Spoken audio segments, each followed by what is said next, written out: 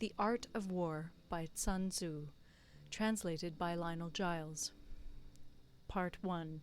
Laying Plans. Sun Tzu said, "The art of war is of vital importance to the state. It is a matter of life and death, a road either to safety or to ruin. Hence it is a subject of inquiry which can on no account be neglected. The art of war, then, is governed by 5 constant factors, to be taken into account in one's deliberations when seeking to determine the conditions obtaining in the field. These are 1. The moral law, 2. Heaven, 3. Earth, 4. The commander, 5. Method and discipline. The moral law causes the people to be in complete accord with their ruler, so that they will follow him regardless of their lives, undismayed by any danger. Heaven signifies night and day, cold and heat, times and seasons. Earth comprises distances, great and small, danger and security, open ground and narrow passes, the chances of life and death. The commander stands for the virtues of wisdom, sincerity, benevolence, courage, and strictness. By method and discipline are to be understood the marshalling of the army in its proper subdivisions, the graduations of rank among the officers, the maintenance of roads by which supplies may reach the army, and the control of military expenditure. These 5 heads should be familiar to every general. He who knows them will be victorious. He who knows them not will fail.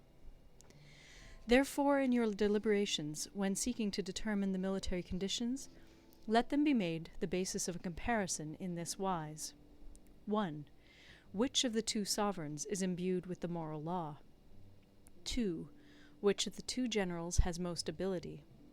3. With whom lie the advantages derived from heaven and earth?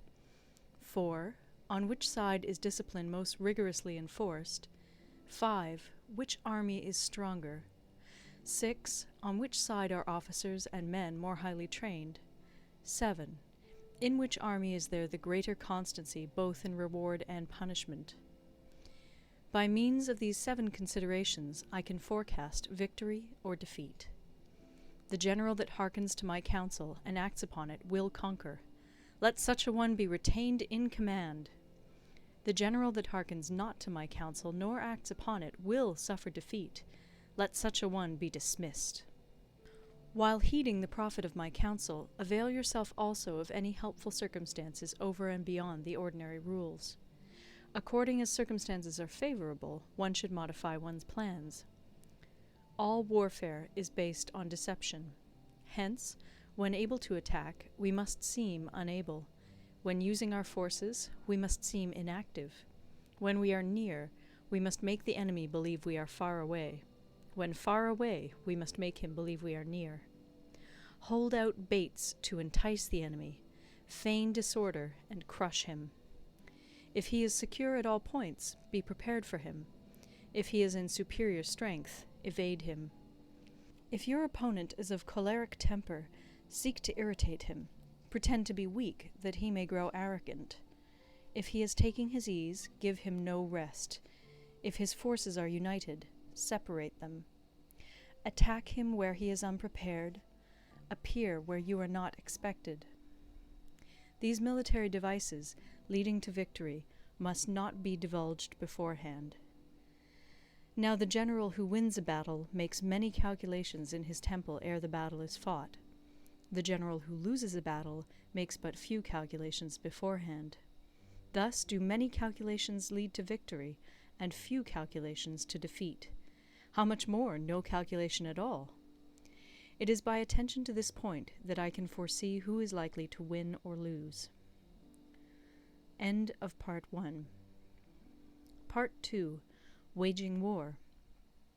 Sun Tzu said, "In the operations of war, where there are in the field 1,000 swift chariots, as many heavy chariots, and 100,000 mail-clad soldiers, with provisions enough to carry them 1,000 li, the expenditure at home and at the front, including entertainment of guests, small items such as glue and paint, and sums spent on chariots and armour, will reach the total of 1,000 ounces of silver per day. Such is the cost of raising an army of 100,000 men. When you engage in actual fighting, if victory is long in coming, then men's weapons will grow dull and their ardor will be damped. If you lay siege to a town, you will exhaust your strength. Again, if the campaign is protracted, the resources of the state will not be equal to the strain.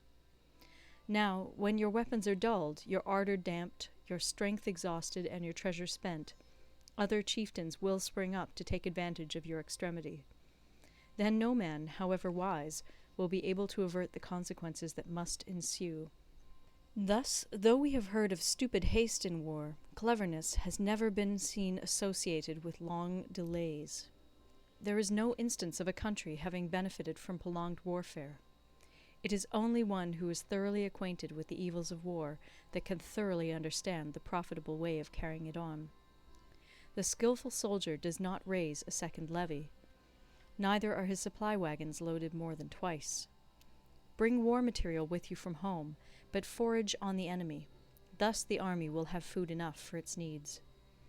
Poverty of the state exchequer causes an army to be maintained by contributions from a distance. Contributing to maintain an army at a distance causes the people to be impoverished. On the other hand, the proximity of an army causes prices to go up, and high prices cause the people's substance to be drained away. When their substance is drained away, the peasantry will be afflicted by heavy exactions. With this loss of substance and exhaustion of strength, the homes of the people will be stripped bare, and 3/10 of their income will be dissipated, while government expenses for broken chariots, worn-out horses, breastplates and helmets, bows and arrows, spears and shields, protective mantles, draft oxen, and heavy wagons will amount to 4/10 of its total revenue. Hence, a wise general makes a point of foraging on the enemy. 1 cartload of the enemy's provisions is equivalent to 20 of one's own, and likewise a single picul of his provender is equivalent to 20 from one's own store. Now, in order to kill the enemy, our men must be roused to anger. That there may be advantage from defeating the enemy, they must have their rewards. Therefore, in chariot fighting, when 10 or more chariots have been taken, those should be rewarded who took the first. Our own flags should be substituted for those of the enemy, and their chariots mingled and used in conjunction with ours. The captured soldiers should be kindly treated and kept. This is called using the conquered foe to augment one's own strength. In war, then, let your great object be victory, not lengthy campaigns. Thus it may be known that the leader of armies is the arbiter of the people's fate, the man on whom it depends whether the nation shall be in peace or in peril. End of Part 2. Recorded in Toronto, Ontario by Moira Fogarty, October 2006. Part 3. Attack by Stratagem. Sun Tzu said, "In the practical art of war, the best thing of all is to take the enemy's country whole and intact. To shatter and destroy it is not so good. So, too, it is better to recapture an army entire than to destroy it, to capture a regiment, a detachment, or a company entire than to destroy them. Hence, to fight and conquer in all your battles is not supreme excellence. Supreme excellence consists in breaking the enemy's resistance without fighting. Thus, the highest form of generalship is to balk the enemy's plans. The next best is to prevent the junction of the enemy's forces. The next in order is to attack the enemy's army in the field. And the worst policy of all is to besiege walled cities. The rule is not to besiege walled cities if it can possibly be avoided. The preparation of mantlets, movable shelters, and various implements of war will take up 3 whole months, and the piling up of mounds against the walls will take 3 months more. The general, unable to control his irritation, will launch his men to the assault like swarming ants, with the result that 1/3 of his men are slain, while the town still remains untaken. Such are the disastrous effects of a siege. Therefore the skillful leader subdues the enemy's troops without any fighting. He captures their cities without laying siege to them. He overthrows their kingdom without lengthy operations in the field. With his forces intact, he will dispute the mastery of the empire, and thus, without losing a man, his triumph will be complete. This is the method of attacking by stratagem. It is the rule in war, if our forces are 10 to the enemy's 1, to surround him; if 5 to 1, to attack him; if twice as numerous, to divide our army into 2. If equally matched, we can offer battle; if slightly inferior in numbers, we can avoid the enemy; if quite unequal in every way, we can flee from him. Hence, though an obstinate fight may be made by a small force, in the end it must be captured by the larger force. Now the general is the bulwark of the state. If the bulwark is complete at all points, the state will be strong; if the bulwark is defective, the state will be weak. There are 3 ways in which a ruler can bring misfortune upon his army. 1. By commanding the army to advance or to retreat, being ignorant of the fact that it cannot obey. This is called hobbling the army. 2. By attempting to govern an army in the same way as he administers a kingdom, being ignorant of the conditions which obtain in an army. This causes restlessness in the soldiers' minds. 3. By employing the officers of his army without discrimination through ignorance of the military principle of adaptation to circumstances. This shakes the confidence of the soldiers. But when the army is restless and distrustful, trouble is sure to come from the other feudal princes. This is simply bringing anarchy into the army, and flinging victory away. Thus we may know that there are 5 essentials for victory. 1. He will win who knows when to fight and when not to fight. 2. He will win who knows how to handle both superior and inferior forces. 3. He will win whose army is animated by the same spirit throughout all its ranks. 4. He will win who, prepared himself, waits to take the enemy unprepared. 5. He will win who has military capacity and is not interfered with by the sovereign. Hence the saying, if you know the enemy and know yourself, you need not fear the result of 100 battles. If you know yourself, but not the enemy, for every victory gained you will also suffer a defeat. If you know neither the enemy nor yourself, you will succumb in every battle. End of Part 3. Part 4. Tactical Dispositions. Sun Tzu said, "The good fighters of old first put themselves beyond the possibility of defeat, and then waited for an opportunity of defeating the enemy. To secure ourselves against defeat lies in our own hands, but the opportunity of defeating the enemy is provided by the enemy himself. Thus the good fighter is able to secure himself against defeat, but cannot make certain of defeating the enemy. Hence the saying, one may know how to conquer without being able to do it." Security against defeat implies defensive tactics. Ability to defeat the enemy means taking the offensive. Standing on the defensive indicates insufficient strength. Attacking, a superabundance of strength.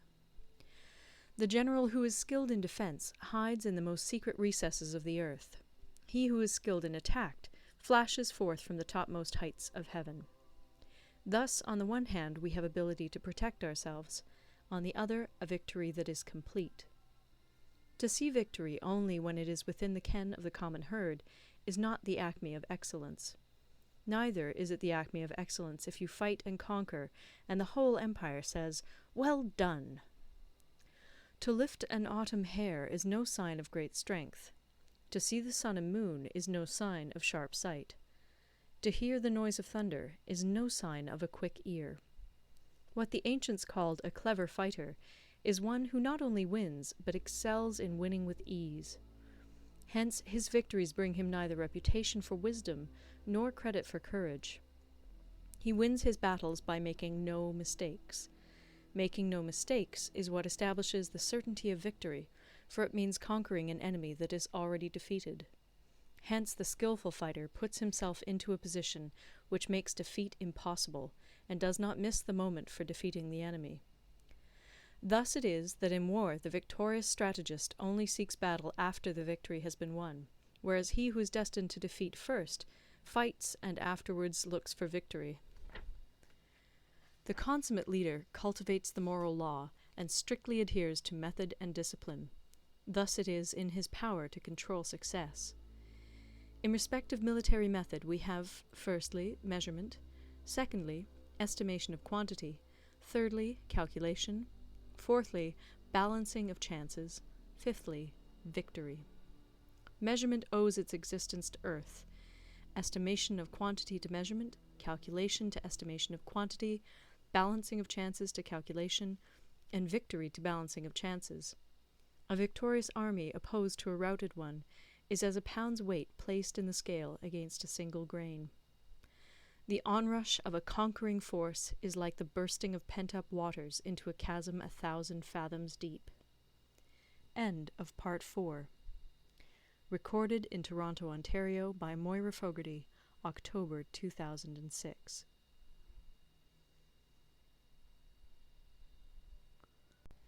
Part 5. Energy. Sun Tzu said, "The control of a large force is the same principle as the control of a few men. It is merely a question of dividing up their numbers." Fighting with a large army under your command is nowise different from fighting with a small one.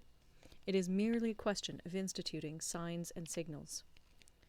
To ensure that your whole host may withstand the brunt of the enemy's attack and remain unshaken, this is effected by maneuvers direct and indirect.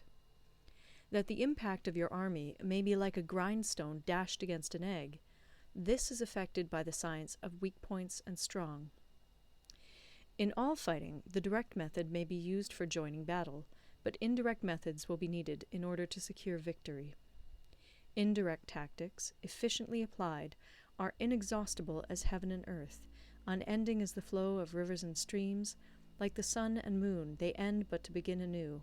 Like the 4 seasons, they pass away to return once more. There are not more than 5 musical notes, yet the combinations of these 5 give rise to more melodies than can ever be heard. There are not more than 5 primary colors, blue, yellow, red, white, and black, yet in combination they produce more hues than can ever be seen. There are not more than 5 cardinal tastes, sour, acrid, salt, sweet, bitter, yet combinations of them yield more flavors than can ever be tasted. In battle there are not more than 2 methods of attack, the direct and the indirect, yet these 2 in combination give rise to an endless series of maneuvers. The direct and the indirect lead on to each other in turn. It is like moving in a circle, you never come to an end. Who can exhaust the possibilities of their combination? The onset of troops is like the rush of a torrent which will even roll stones along in its course. The quality of decision is like the well-timed swoop of a falcon, which enables it to strike and destroy its victim. Therefore, the good fighter will be terrible in his onset and prompt in his decision.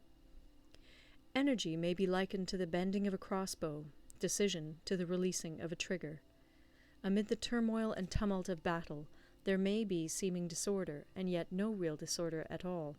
Amid confusion and chaos, your array may be without head or tail, yet it will be proof against defeat. Simulated disorder postulates perfect discipline. Simulated fear postulates courage. Simulated weakness postulates strength. Hiding order beneath the cloak of disorder is simply a question of subdivision. Concealing courage under their show of timidity presupposes a fund of latent energy. Masking strength with weakness is to be effected by tactical dispositions. Thus, one who is skillful at keeping the enemy on the move maintains deceitful appearances, according to which the enemy will act. He sacrifices something that the enemy may snatch at it. By holding out baits, he keeps him on the march. Then, with a body of picked men, he lies in wait for him. The clever combatant looks to the effect of combined energy, and does not require too much from individuals. Hence his ability to pick out the right men and utilize combined energy. When he utilizes combined energy, his fighting men become as it were like unto rolling logs or stones, for it is the nature of a log or stone to remain motionless on level ground, and to move when on a slope. If four-cornered, to come to a standstill, but if round-shaped, to go rolling down. Thus the energy developed by good fighting men is as the momentum of a round stone rolled down a mountain thousands of feet in height. So much on the subject of energy. End of Part 5. Part 6. Weak Points and Strong. Sun Tzu said, "Whoever is first in the field and awaits the coming of the enemy will be fresh for the fight. Whoever is second in the field and has to hasten to battle will arrive exhausted. Therefore, the clever combatant imposes his will on the enemy, but does not allow the enemy's will to be imposed on him. By holding out advantages to him, he can cause the enemy to approach of his own accord, or, by inflicting damage, he can make it impossible for the enemy to draw near. If the enemy is taking his ease, he can harass him. If well supplied with food, he can starve him out. If quietly encamped, he can force him to move. Appear at points which the enemy must hasten to defend. March swiftly to places where you are not expected. An army may march great distances without distress if it marches through country where the enemy is not. You can be sure of succeeding in your attacks if you only attack places which are undefended. You can ensure the safety of your defense if you only hold positions that cannot be attacked. Hence, that general is skillful in attack whose opponent does not know what to defend, and he is skillful in defense whose opponent does not know what to attack. O divine art of subtlety and secrecy! Through you we learn to be invisible, through you inaudible, and hence we can hold the enemy's fate in our hands. You may advance and be absolutely irresistible if you make for the enemy's weak points.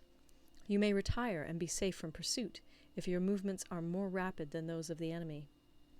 If we wish to fight, the enemy can be forced to an engagement even though he be sheltered behind a high rampart and a deep ditch.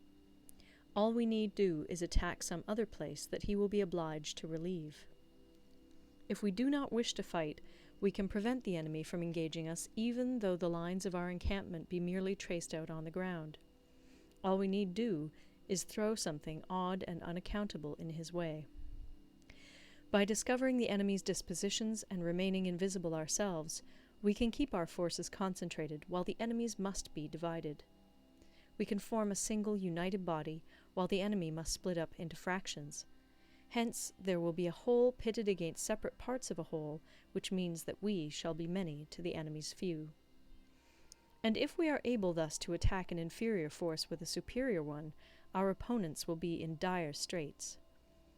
The spot where we intend to fight must not be made known, for then the enemy will have to prepare against a possible attack at several different points. And his forces being thus distributed in many directions, the numbers we shall have to face at any given point will be proportionately few. For should the enemy strengthen his van, he will weaken his rear. Should he strengthen his rear, he will weaken his van. Should he strengthen his left, he will weaken his right. Should he strengthen his right, he will weaken his left.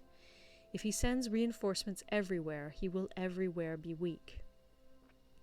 Numerical weakness comes from having to prepare against possible attacks. Numerical strength from compelling our adversary to make these preparations against us. Knowing the place and the time of the coming battle, we may concentrate from the greatest distances in order to fight. But if neither time nor place be known, then the left wing will be impotent to succour the right equally impotent to succour the left, the van unable to relieve the rear, or the rear to support the van. How much more so if the furthest proportions of the army are anything under 100 li apart, and even the nearest are separated by several li. Though according to my estimate the soldiers of Yue exceed our own in number, that shall advantage them nothing in the matter of victory. I say then that victory can be achieved. Though the enemy be stronger in numbers, we may prevent him from fighting. Scheme so as to discover his plans and the likelihood of their success. Rouse him and learn the principle of his activity or inactivity. Force him to reveal himself so as to find out his vulnerable spots. Carefully compare the opposing army with your own, so that you may know where strength is superabundant and where it is deficient. In making tactical dispositions, the highest pitch you can attain is to conceal them. Conceal your dispositions, and you will be safe from the prying of the subtlest spies, from the machinations of the wisest brains. How victory may be produced for them out of the enemy's own tactics, that is what the multitude cannot comprehend. All men can see the tactics whereby I conquer, but what none can see is the strategy out of which victory is evolved. Do not repeat the tactics which have gained you one victory, but let your methods be regulated by the infinite variety of circumstances. Military tactics are like unto water, for water in its natural course runs away from high places and hastens downwards. So in war, The way is to avoid what is strong and to strike at what is weak. Water shapes its course according to the nature of the ground over which it flows. The soldier works out his victory in relation to the foe whom he is facing. Therefore, just as water retains no constant shape, in warfare there are no constant conditions. He who can modify his tactics in relation to his opponent and thereby succeed in winning may be called a heaven-born captain. The 5 elements, water, fire, wood, metal, earth, are not always equally predominant. The 4 seasons make way for each other in turn. There are short days and long. The moon has its periods of waning and waxing. End of Part 6. Recorded in Toronto, Ontario by Moira Fogarty, October 2006.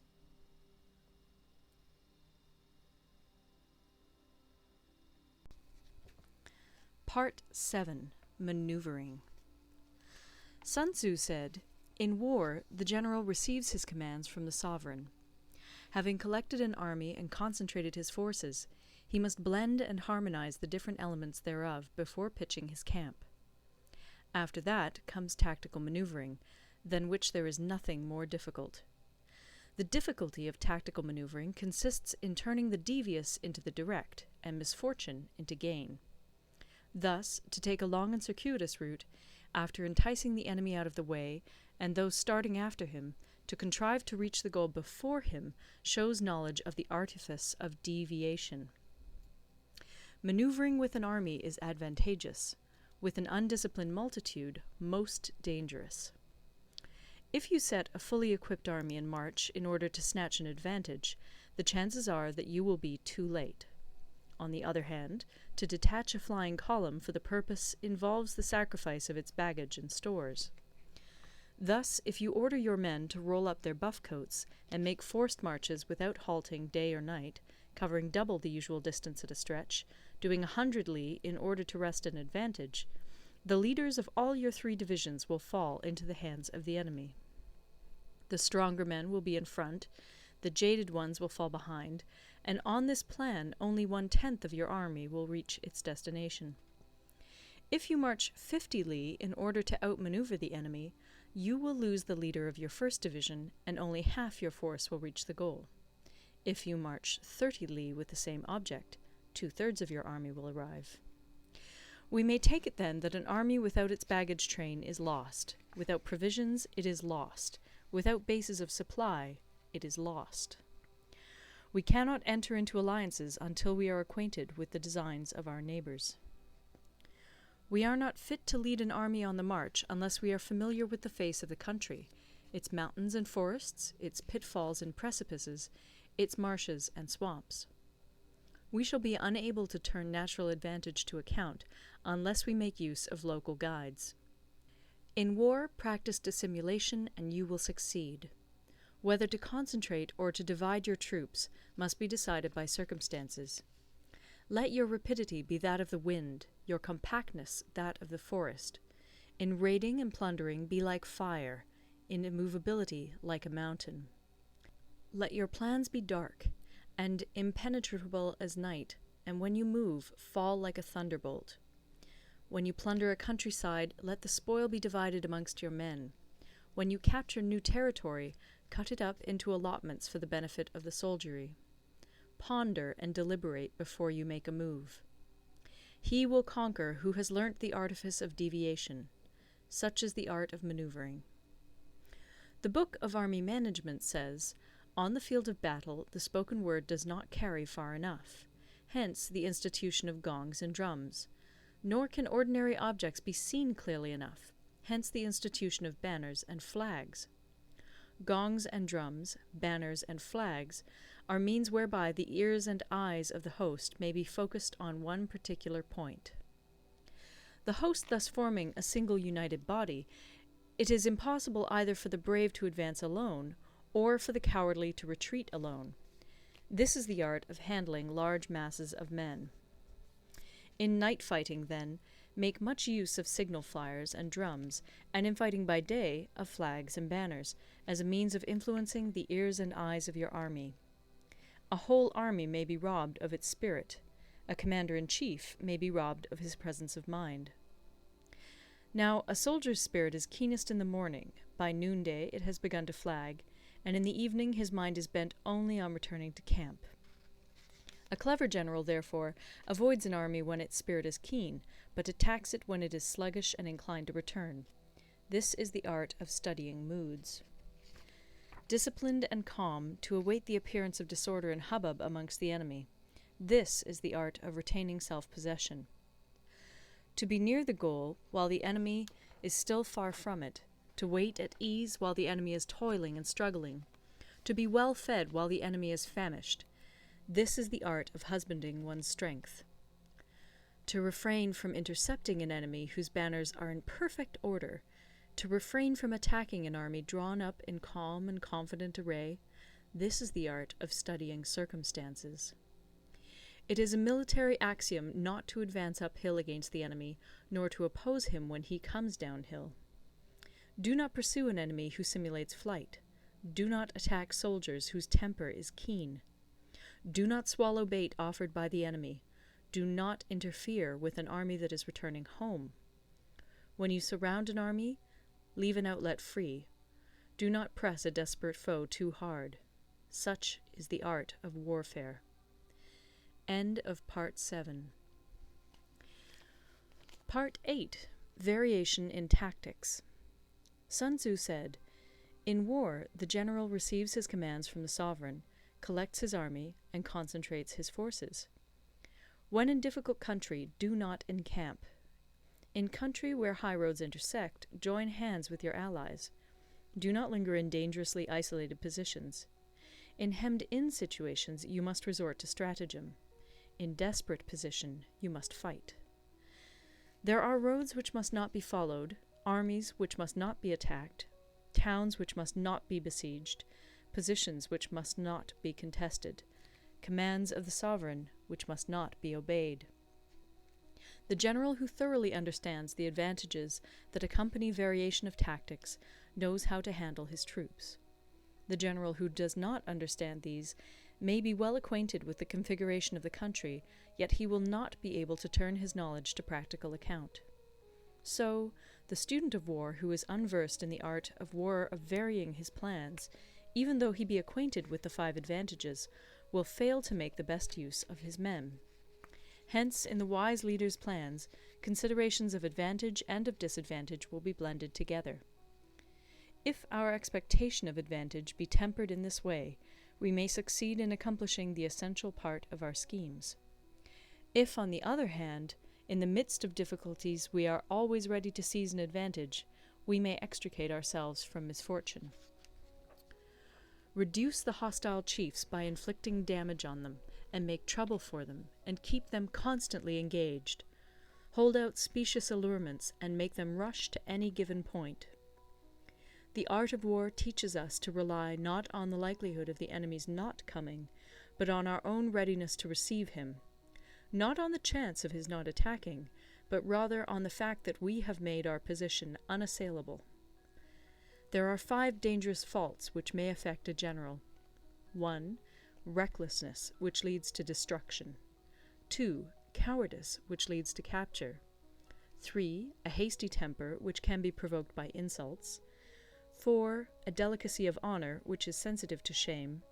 5. Over-solicitude for his men, which exposes him to worry and trouble. These are the 5 besetting sins of a general, ruinous to the conduct of war. When an army is overthrown and its leader slain, the cause will surely be found among these 5 dangerous faults. Let them be a subject of meditation. End of Part 9. Recorded in Toronto, Ontario by Moira Fogarty, October 2006.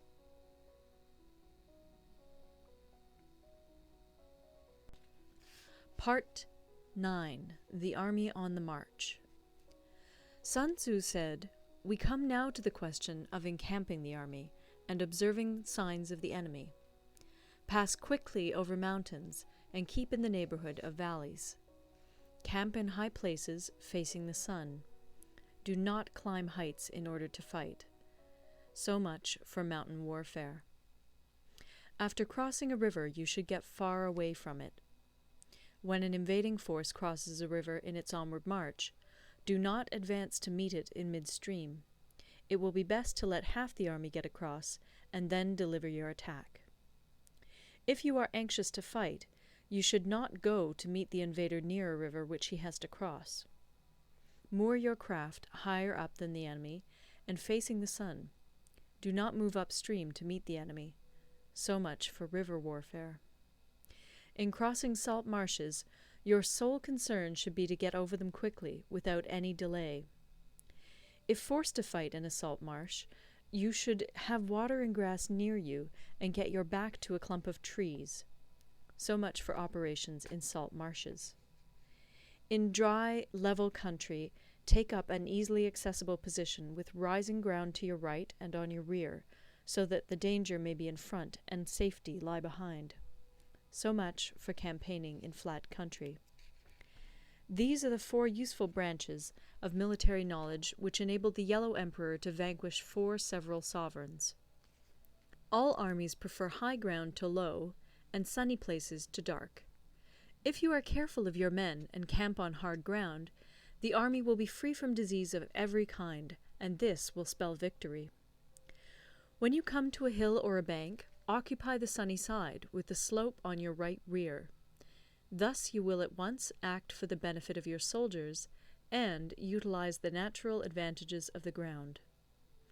When, in consequence of heavy rains up country, a river which you wish to ford is swollen and flecked with foam, you must wait until it subsides. Country in which there are precipitous cliffs with torrents running between, deep natural hollows, confined places, tangled thickets, quagmires, and crevasses, should be left with all possible speed and not approached. While we keep away from such places, we should get the enemy to approach them. While we face them, we should let the enemy have them on his rear.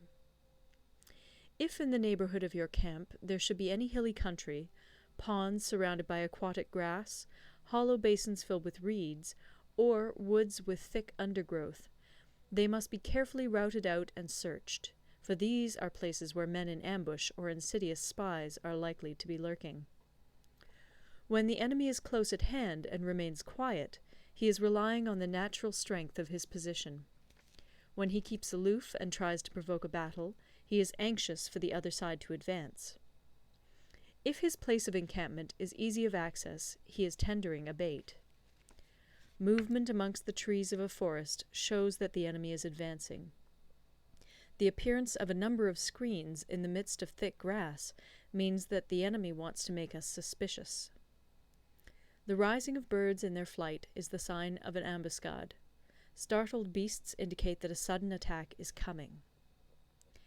When there is dust rising in a high column, it is the sign of chariots advancing. When the dust is low, but spread over a wide area, it betokens the approach of infantry. When it branches out in different directions, it shows that parties have been sent to collect firewood. A few clouds of dust moving to and fro signify that the army is encamping. Humble words and increased preparations are signs that the enemy is about to advance. Violent language and driving forward as if to the attack are signs that he will retreat. When the light chariots come out first and take up a position on the wings, it is a sign that the enemy is forming for battle. Peace proposals unaccompanied by a sworn covenant indicate a plot. When there is much running about, and the soldiers fall into rank, it means that the critical moment has come. When some are seen advancing and some retreating, it is a lure. When the soldiers stand leaning on their spears, they are faint from want of food. If those who are sent to draw water begin by drinking themselves, the army is suffering from thirst. If the enemy sees an advantage to be gained and makes no effort to secure it, the soldiers are exhausted. If birds gather on any spot, it is unoccupied.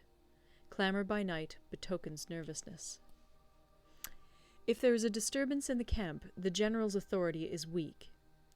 If the banners and flags are shifted about, sedition is afoot. If the officers are angry, it means that the men are weary. When an army feeds its horses with grain and kills its cattle for food, and when the men do not hang their cooking pots over the campfires, showing that they will not return to their tents, you may know that they are determined to fight to the death.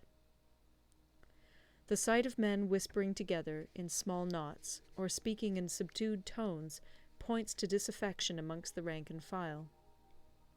Too frequent rewards signify that the enemy is at the end of his resources. Too many punishments betray a condition of dire distress. To begin by bluster, but afterwards to take fright at the enemy's numbers, shows a supreme lack of intelligence. When envoys are sent with compliments in their mouths, it is a sign that the enemy wishes for a truce. If the enemy's troops march up angrily and remain facing ours for a long time without either joining battle or taking themselves off again, the situation is one that demands great vigilance and circumspection. If our troops are no more in number than the enemy, that is amply sufficient. It only means that no direct attack can be made. What we can do is simply to concentrate all our available strength, keep a close watch on the enemy, and obtain reinforcements. He who exercises no forethought, but makes light of his opponents, is sure to be captured by them. If soldiers are punished before they have grown attached to you, they will not prove submissive. And, unless submissive, they will be practically useless. If, when the soldiers have become attached to you, punishments are not enforced, they will still be useless. Therefore, soldiers must be treated in the first instance with humanity, but kept under control by means of iron discipline. This is a certain road to victory. If in training soldiers commands are habitually enforced, the army will be well disciplined. If not, its discipline will be bad. If a general shows confidence in his men, but always insists on his orders being obeyed, the gain will be mutual. End of Part 9. Part 10. Terrain. Sun Tzu said, we may distinguish 6 kinds of terrain, to wit, 1. Accessible ground, 2.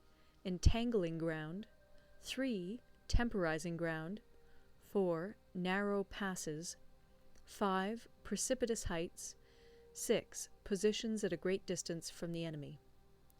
Ground which can be freely traversed by both sides is called accessible. With regard to ground of this nature, be before the enemy in occupying the raised and sunny spots, and carefully guard your line of supplies. Then you will be able to fight with advantage. Ground which can be abandoned but is hard to reoccupy is called entangling. From a position of this sort, if the enemy is unprepared, you may sally forth and defeat him.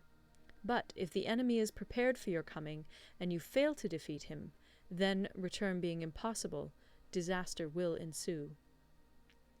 When the position is such that neither side will gain by making the first move, it is called temporizing ground. In a position of this sort, even though the enemy should offer us an attractive bait, it will be advisable not to stir forth, but rather to retreat, thus enticing the enemy in his turn. Then, when part of his army has come out, we may deliver our attack with advantage.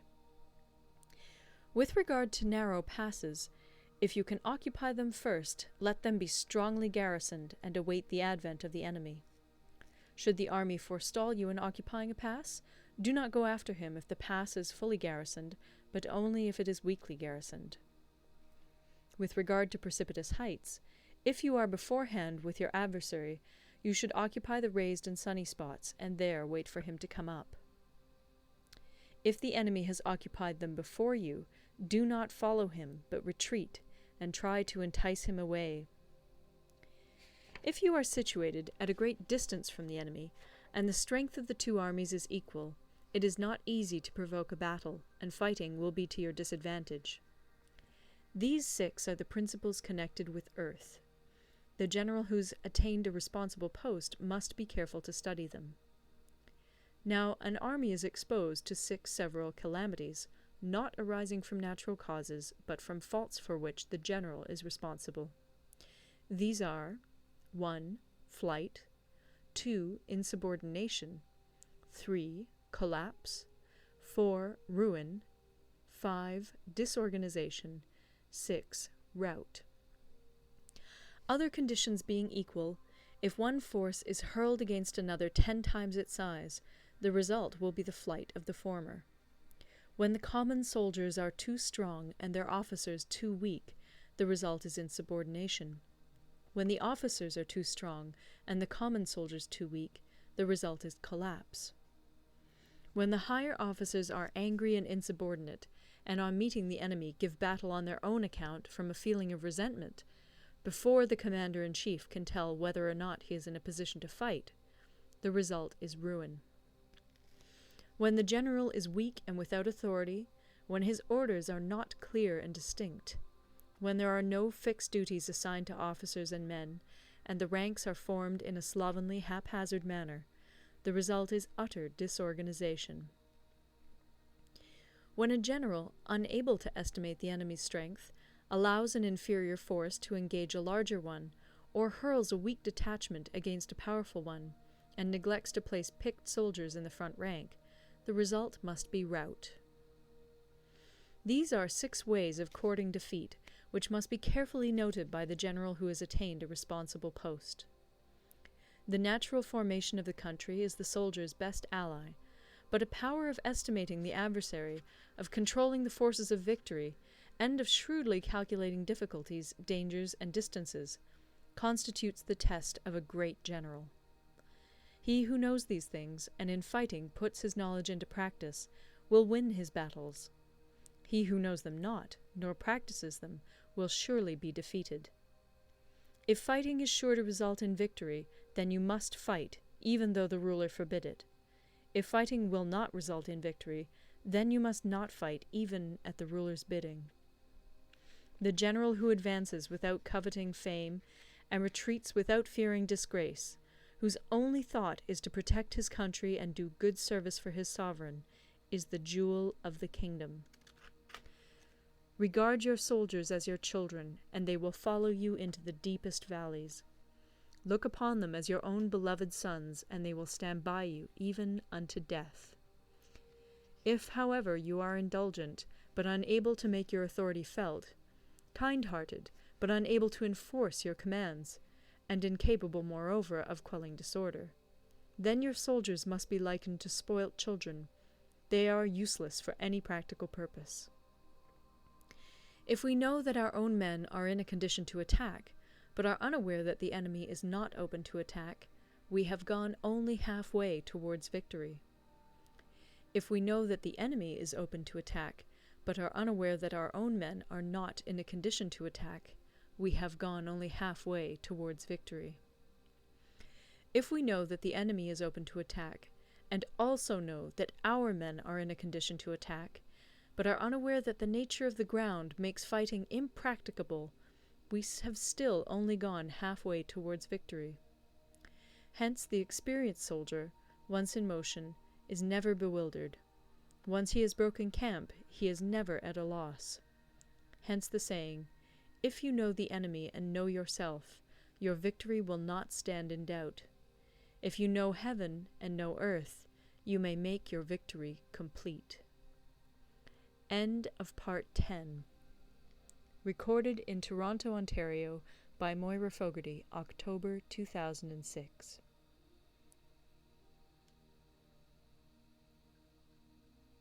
Part 11. The 9 Situations. Sun Tzu said, "The art of war recognizes 9 varieties of ground. 1. Dispersive ground. 2. Facile ground. 3. Contentious ground.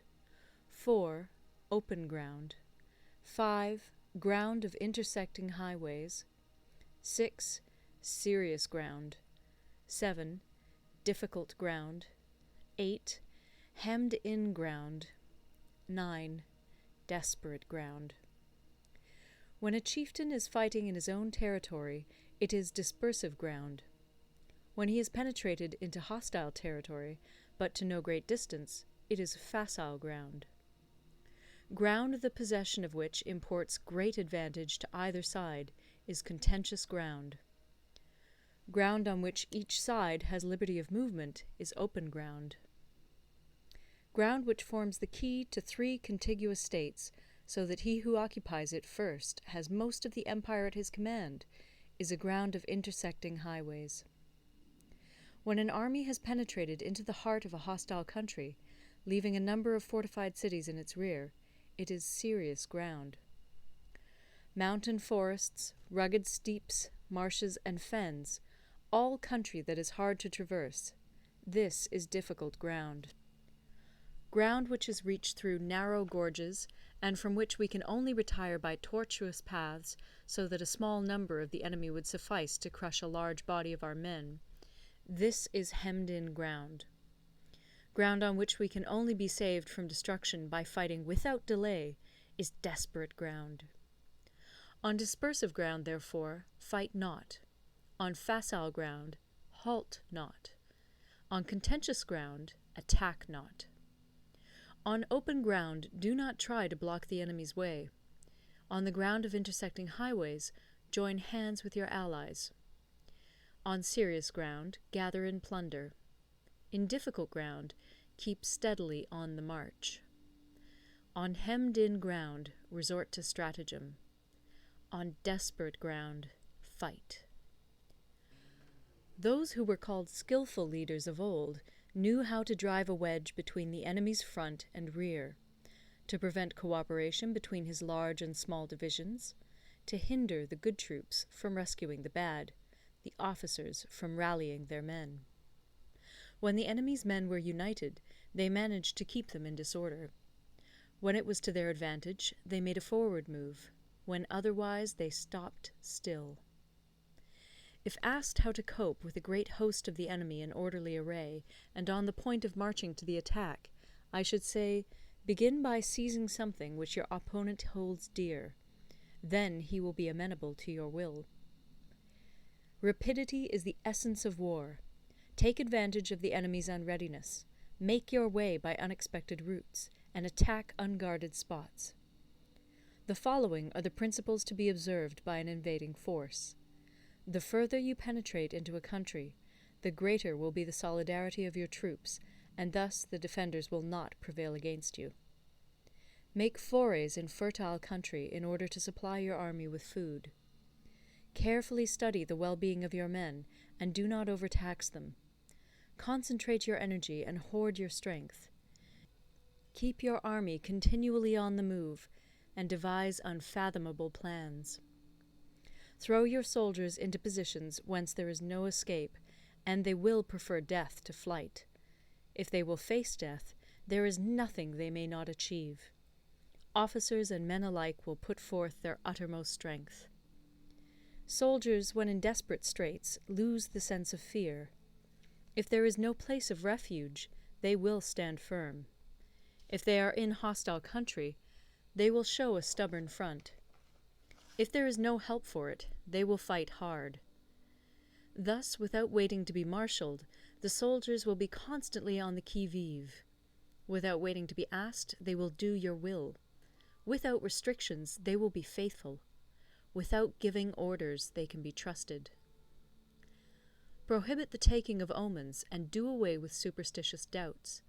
Then, until death itself comes, no calamity need be feared.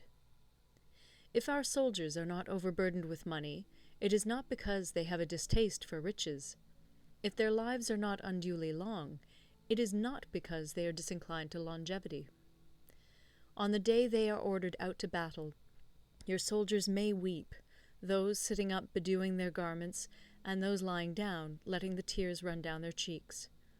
But let them once be brought to bay, and they will display the courage of a Chu or a Kui. The skillful tactician may be likened to the Shuai-jan. Now, the Shuai-jan is a snake that is found in the Ch'ung Mountains. Strike at its head, and you will be attacked by its tail. Strike at its tail, and you will be attacked by its head. Strike at the middle, and you will be attacked by head and tail both. Asked if an army can be made to imitate the Shuai-jan, I should answer yes. For the men of Wu and the men of Yue are enemies. Yet if they are crossing a river in the same boat and are caught by a storm, they will come to each other's assistance, just as the left hand helps the right. Hence, it is not enough to put one's trust in the tethering of horses and the burying of chariot wheels in the ground. The principle on which to manage an army is to set up one standard of courage, which all must reach. How to make the best of both strong and weak, that is a question involving the proper use of ground. Thus, the skillful general conducts his army just as though he were leading a single man, willy-nilly, by the hand. It is the business of a general to be quiet, and thus ensure secrecy, upright and just, and thus maintain order.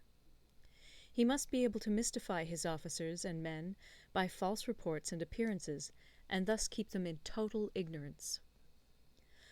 By altering his arrangements and changing his plans, he keeps the enemy without definite knowledge. By shifting his camp and taking circuitous routes, he prevents the enemy from anticipating his purpose. At the critical moment, the leader of an army acts like one who has climbed up a height and then kicks away the ladder behind him. He carries his men deep into hostile territory before he shows his hand. He burns his boats and breaks his cooking pots. Like a shepherd driving a flock of sheep, he drives his men this way and that, and nothing knows whither he is going. To muster his host and bring it into danger, this may be termed the business of the general. The different measures suited to the 9 varieties of ground, the expediency of aggressive or defensive tactics, and the fundamental laws of human nature, these are things that must most certainly be studied. When invading hostile territory, the general principle is that penetrating deeply brings cohesion. Penetrating but a short way means dispersion. When you leave your own country behind and take your army across neighborhood territory, you find yourself on critical ground. When there are means of communication on all 4 sides, the ground is one of intersecting highways. When you penetrate deeply into a country, it is serious ground. When you penetrate but a little way, it is facile ground. When you have the enemy's strongholds on your rear and narrow passes in front, it is hemmed-in ground. When there is no place of refuge at all, it is desperate ground. Therefore, on dispersive ground, I would inspire my men with unity of purpose. On facile ground, I would see that there is close connection between all parts of my army. On contentious ground, I would hurry up my rear. On open ground, I would keep a vigilant eye on my defenses. On ground of intersecting highways, I would consolidate my alliances. On serious ground, I would try to ensure a continuous stream of supplies. On difficult ground, I would keep pushing on along the road. On hemmed-in ground, I would block any way of retreat. On desperate ground, I would proclaim to my soldiers the hopelessness of saving their lives. For it is the soldier's disposition to offer an obstinate resistance when surrounded, to fight hard when he cannot help himself, and to obey promptly when he has fallen into danger. We cannot enter into alliance with neighboring princes until we are acquainted with their designs. We are not fit to lead an army on the march unless we are familiar with the face of the country, its mountains and forests, its pitfalls and precipices, its marshes and swamps. We shall be unable to turn natural advantages to account unless we make use of local guides. To be ignored of any one of the following 4 or 5 principles does not befit a warlike prince. When a warlike prince attacks a powerful state, his generalship shows itself in preventing the concentration of the enemy's forces. He overawes his opponents, and their allies are prevented from joining against him. Hence, he does not strive to ally himself with all and sundry, nor does he foster the power of other states. He carries out his own secret designs, keeping his antagonists in awe. Thus he is able to capture their cities and overthrow their kingdoms.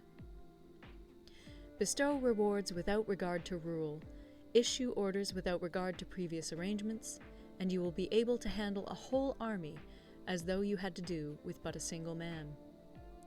Confront your soldiers with the deed itself. Never let them know your design.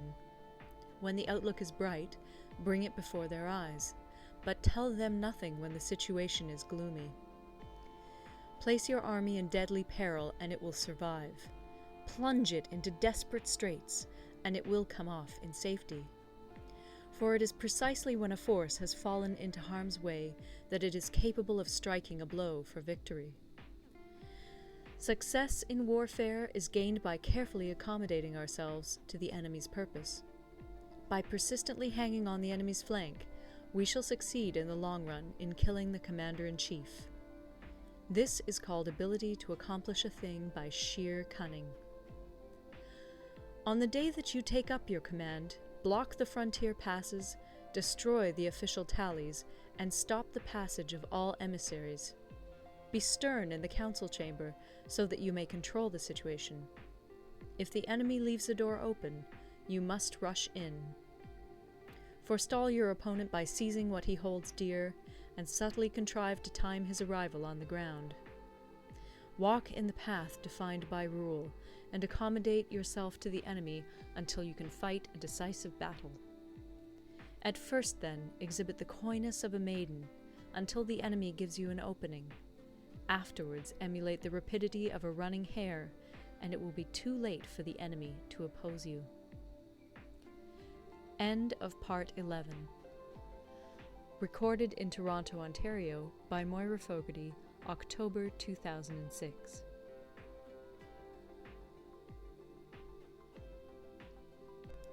Part 12. The Attack by Fire. Sun Tzu said, "There are 5 ways of attacking with fire. The first is to burn soldiers in their camp. The second is to burn stores. The third is to burn baggage trains. The fourth is to burn arsenals and magazines. The fifth is to hurl dropping fire amongst the enemy." In order to carry out an attack, we must have means available. The material for raising fire should always be kept in readiness. There is a proper season for making attacks with fire, and special days for starting a conflagration. The proper season is when the weather is very dry. The special days are those when the moon is in the constellations of the Sieve, the Wall, the Wing, or the Crossbar, for these 4 are all days of rising wind. In attacking with fire, one should be prepared to meet 5 possible developments. 1. When fire breaks out inside to enemy's camp, respond at once with an attack from without. 2. If there is an outbreak of fire, but the enemy's soldiers remain quiet, bide your time and do not attack. 3. When the force of the flames has reached its height, follow it up with an attack, if that is practicable. If not, stay where you are. 4. If it is possible to make an assault with fire from without, do not wait for it to break out within, but deliver your attack at a favorable moment. 5. When you start a fire, be to windward of it. Do not attack from the leeward. A wind that rises in the daytime lasts long, but a night breeze soon falls.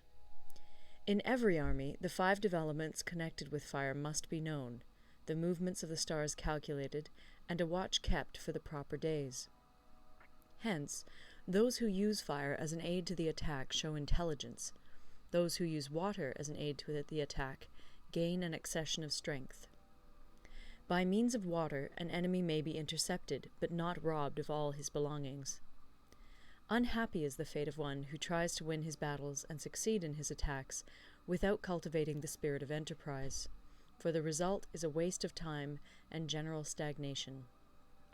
Hence the saying, "The enlightened ruler lays his plans well ahead. The good general cultivates his resources." Move not unless you see an advantage. Use not your troops unless there is something to be gained. Fight not unless the position is critical.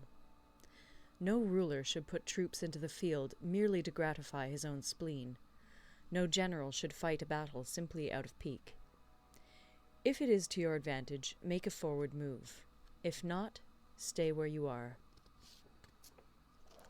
Anger may in time change to gladness. Vexation may be succeeded by content. But a kingdom that has once been destroyed can never come again into being, nor can the dead ever be brought back to life. Hence the enlightened ruler is heedful, and the good general full of caution. This is the way to keep a country at peace and an army intact. End of Part 12. Part 13. The Use of Spies. Sun Tzu said, "Raising a host of 100,000 men and marching them great distances entails heavy loss on the people and a drain on the resources of the state. The daily expenditure will amount to 1,000 ounces of silver. There will be commotion at home and abroad, and men will drop down exhausted on the highways. As many as 700,000 families will be impeded in their labor. Hostile armies may feast each other for years, striving for the victory which is decided in a single day. This being so, to remain in ignorance of the enemy's conditions simply because one grudges the outlay of 100 ounces of silver in honors and emoluments is the height of inhumanity.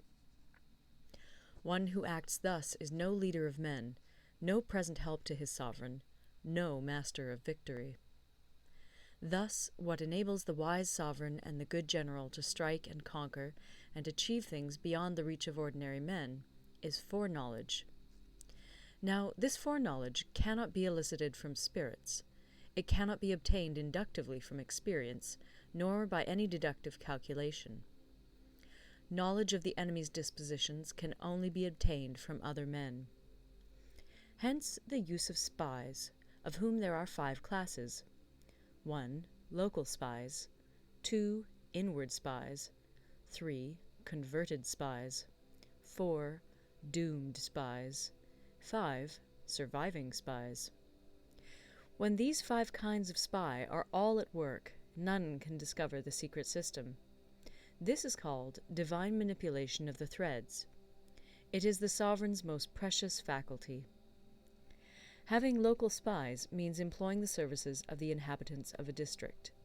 Having inward spies, making use of officials of the enemy. Having converted spies, getting hold of the enemy's spies and using them for our own purposes.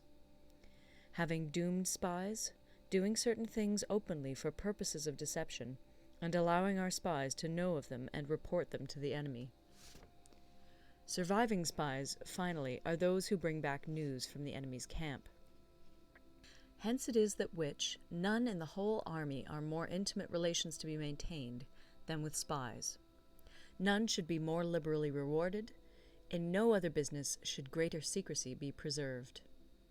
Spies cannot be usefully employed without a certain intuitive sagacity. They cannot be properly managed without benevolence and straightforwardness. Without subtle ingenuity of mind, one cannot make certain of the truth of their reports. Be subtle, and use your spies for every kind of business. If a secret piece of news is divulged by a spy before the time is ripe, he must be put to death together with the man to whom the secret was told. Whether the object be to crush an army, to storm a city, or to assassinate an individual, it is always necessary to begin by finding out the names of the attendants, the aides-de-camp, and doorkeepers and sentries of the general in command. Our spies must be commissioned to ascertain these. The enemy's spies, who have come to spy on us, must be sought out, tempted with bribes, led away, and comfortably housed. Thus they will become converted spies and available for our service. It is through the information brought by the converted spy that we are able to acquire and employ local and inward spies. It is owing to this information again that we can cause the doomed spy to carry false tidings to the enemy. Lastly, it is by this information that the surviving spy can be used on appointed occasions. The end and aim of spying in all its 5 varieties is knowledge of the enemy, and this knowledge can only be derived in the first instance from the converted spy. Hence it is essential that the converted spy be treated with the utmost liberality.